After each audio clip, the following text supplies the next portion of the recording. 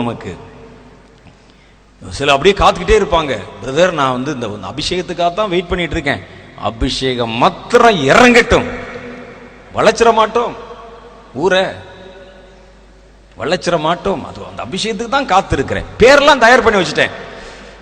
இன்னைக்கு இந்த கூட்டத்தில் வந்து கர்த்தர் என்னை ஒரு துணையாளராகவாவது ஜாமக்காரராகவாவது எழுப்பிடட்டும். வீட்டுக்கு போனோடனே திங்கக்கிழமை முதல்ல ரெஜிஸ்ட்ரேஷன் தான், ஜெபிக்கும் ஜாமக்காரர் ஊழியங்கள் அப்படின்னு போட்டு,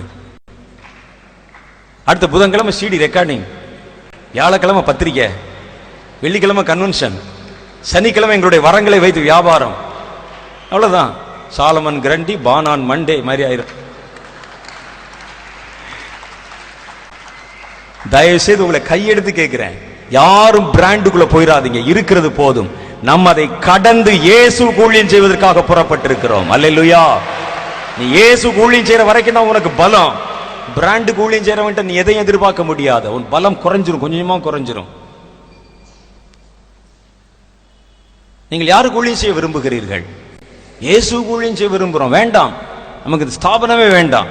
கர்த்தர் சொல்லி இருக்கிறார், இனி ஒரு புதிய தலைமுறை எழும்பும். அவர்கள் எதையும் குறித்து சட்டை பண்ண மாட்டாங்க. நாளைக்கு சாப்பாடு வேணுமா, இது வேணுமா, அது வேணுமா, ஒரு அற்புதம் நடக்குது, எதை பற்றியும் கவலைப்பட மாட்டான். ஒரு ஜொல்லாம் போய் போட்டுக்கிறோம், அவன் பாட்டுக்கு போவான். ஒரு இடத்துல ஒரு பெரிய வியாதியசன் குஷ்டரோகி இருப்பான், அவனை பார்த்து அவனை சொஸ்தமாக்கி விடுவான். அதை விளம்பரப்படுத்த படுத்திட்டு அவன் மட்டும் போயிட்டே இருப்பான். அப்படி ஒரு தலைமுறை வரப்போகிறது. உங்களை பற்றி தான் கர்த்தர் சொல்லி இருக்கிறார். இவர்கள் பேலேத்துடைய ஆவிக்கு கட்டுப்படாதவர்கள், இயேசு கிறிஸ்துவுக்கு அடிமைப்பட்டவர்கள், கிறிஸ்துவுக்காக ஊழியம் செய்கிறவர்கள். எவ்வளவு அற்புதங்கள் நடந்தது. யாராவது தங்கள் மூலம் நடந்த அற்புதத்தை பற்றி பிரஸ்தாபித்து ஏதாவது புத்தகம் இருக்கிறாங்களா பாருங்களேன். பவுல், பேதுரு தங்கள் மூலம் நடந்த அற்புதத்தை பற்றி எங்கேயாவது அவர்கள் சிலாகித்து பேசி இருக்கிறாங்களா? பாருங்கள், தபிதாளுடைய அம்மா செத்து கிடந்துச்சு, அதை வந்து அடக்கம் பண்ண கூட நாதி இல்லாமல் இருந்தார், நான் தான் போய் அவர்களை தொட்டு எழுப்பி நிக்க வச்சு அப்படி எங்கேயாவது எழுதியிருக்கிறாரா? அல்லது பவுல், நான் வைத்திருக்கிற இந்த கர்ச்சீஃப் வந்து மந்திர கர்ச்சீஃப், யார் மேல போட்டாலும் குணமாகும், நீங்கள் கேட்டால் தபால்ல துண்டு துண்டா அனுப்பி வைப்போம், பிபிபி இல்ல அனுப்பி வைப்போம், முன்பணம் கட்ட வேண்டாம் அவசியம் இல்லை, உங்கள் கையில பார்சல் வந்தோடனே பணம் கொடுத்தா போதும், எங்கேயாவது ஒரு சிஸ்டம் போட்டாரா? அவர் அதை பற்றி எங்கும் வாய் திறந்து பேசவில்லை. அவர்கள் வாய் திறந்தால் இயேசுவை பற்றி தான் பேசினார்கள், இயேசுடைய அற்புதங்களை பேசினார்கள், இயேசுடைய தெய்வீகத்தை பற்றி பேசினார்கள். தங்கள் மூலம் இவ்வளவு நடக்குது, அதை பத்தி அவர்களுக்கு ஸ்மரணையே கிடையாது. கொஞ்சம் கூட யோசிக்கல, நம்ம மூலம் இவ்வளவு நடக்குது, அப்ப நம்ம நிச்சயம் ஒரு பெரிய ஆளா தானே இருக்கணும். அது மனசுல வரவே இல்லை. அவர்கள் பேலேத்தை தன் காலில் மிதித்து விட்டு ஊழியம் செய்தவர்கள், பேலேத்துடைய அடிவரடிகள் அல்ல, பேலேத்துக்கு கட்டுப்பட்டு ஊழியம் செய்தவர்கள் அல்ல. அவருடைய மனசுல வேற எந்த திட்டமும் இல்லை. அவர்கள் ஒரே ஒரு திட்டம் இருந்தது, கர்த்தருடைய சித்தம் பரமண்டலங்களில் செய்யப்படுகிறதை போல பூமியிலும் செய்யப்பட வேண்டும். இயேசு இந்த பூமிக்கு ராஜாவாய் வர வேண்டும், அவர் ஆளுமை செய்ய வேண்டும். அதற்கு அந்த ஊழியத்தை நம்ம நிறைவேற்றணும். அந்த தலைமுறை வரப்போகிறது. இடையில அரசியல் கலந்த தலைமுறை மாறப்போகிறது. பேலேத்தின் ஆவியினால் பிடிக்கப்பட்டவர்கள் மாற போறாங்க. இன்னைக்கு கர்த்தர் உன்னை சந்தித்தால் நீ நாளைக்கே கர்த்தருக்கு ஊழியம் செய்கிறவனா இருக்கணும். நீ ஒரு ஸ்தாபனத்தை ஏற்படுத்தி வச்சுட்டு அதுக்கு ஊழியம் செய்யக்கூடாது. செஞ்சீங்கன்னா கர்த்தர் உன் கைகள் கொடுத்த எதுவும் செயல்பட விடாமல் ஆக்கி விடுவார். அதுக்காக கர்த்தர் உங்க இடத்துல பேசிட்டு இருக்கல. இப்போ இந்த அபிஷேகம் புதிய காரியங்களை உங்க இடத்துல கொண்டு வரும். உங்கள் கண்கள் திறக்கப்படும், தரிசனங்கள் உண்டாகும், கர்த்தர் உங்க இடத்துல பேசுவார். எதுவரைக்கும் உனக்கு அந்த பலம் இருக்கும்? நீ கர்த்தருக்கு ஊழியம் செய்யற வரைக்கும் தான் அந்த பலம் இருக்கும். உன்னுடைய சுயத்துக்காக உனக்காக நீ ஊழியம் செய்தாலோ, நீ ஏற்படுத்தி வைத்த ஒரு அமைப்பினுடைய பெயருக்காக ஊழியம் செய்தாலோ, உன்னுடைய சுய லாபத்துக்காக ஊழியம் செய்தாலோ, அது உன்னை விட்டு எடுக்கப்பட்டு போய்விடும். உன்னுடைய வார்த்தையில வல்லமை குறைந்து விடும், தரிசனத்திலே குழப்பங்கள் வர ஆரம்பித்து விடும். அது எல்லாவற்றையும் விட்டு விடுங்கள். ஏன்னா கர்த்தர் எழுப்ப ஆரம்பிச்சிட்டாருன்னா, அதுதான் ஆண்டவர் சொன்ன, அந்த பேலத்தை கட்டலைன்னா என்ன நடக்கும்? எழுப்புதல் வந்தால் என்ன நடக்கும்? யோசித்து பார் தம்பின்னு சொன்னார். என்ன நடக்கும் ஆண்டவரே?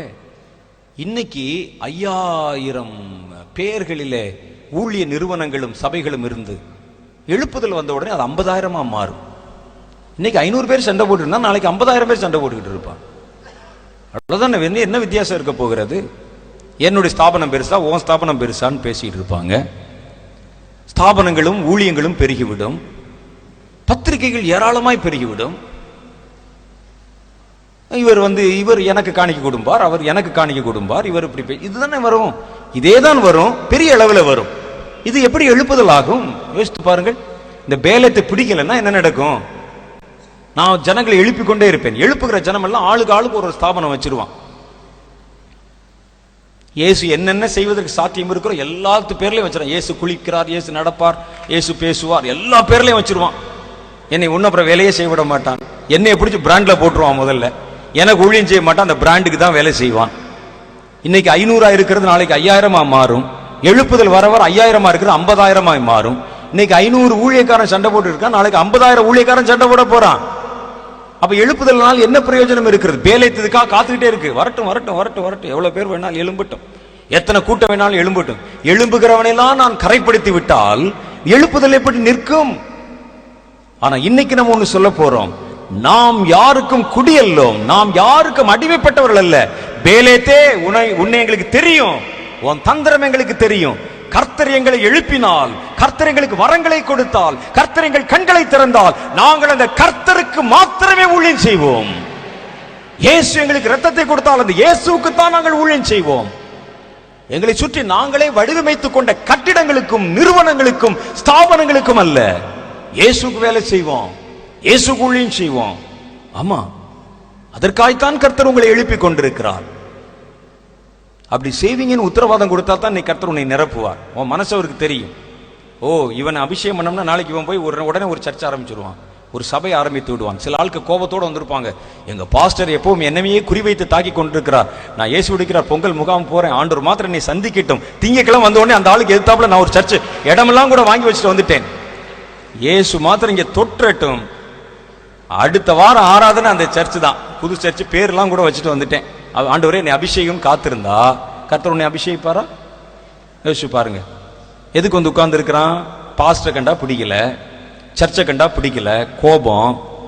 இவருக்கு ஒன்னே ஒண்ணு குறையுது, அபிஷேகம் வேண்டும். அதுல இந்த ஆள் சொல்லும்போது பார்த்தா அவன் கண் திறக்கப்பட்டு நல்ல தரிசனமெல்லாம் தெரியும் போல இருக்கே, நல்லா சில்லறை நிறைய சேர்க்கலாம் மாதிரி இருக்குதே, இந்த நம்ம எதிர் சபையை வந்து திவாலாக்கிடலாம் மாதிரி இருக்குதே.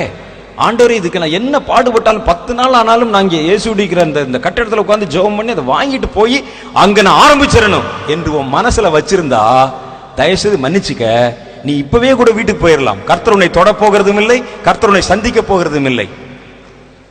நாம் அந்த நோக்கத்திற்காக வரவில்லை.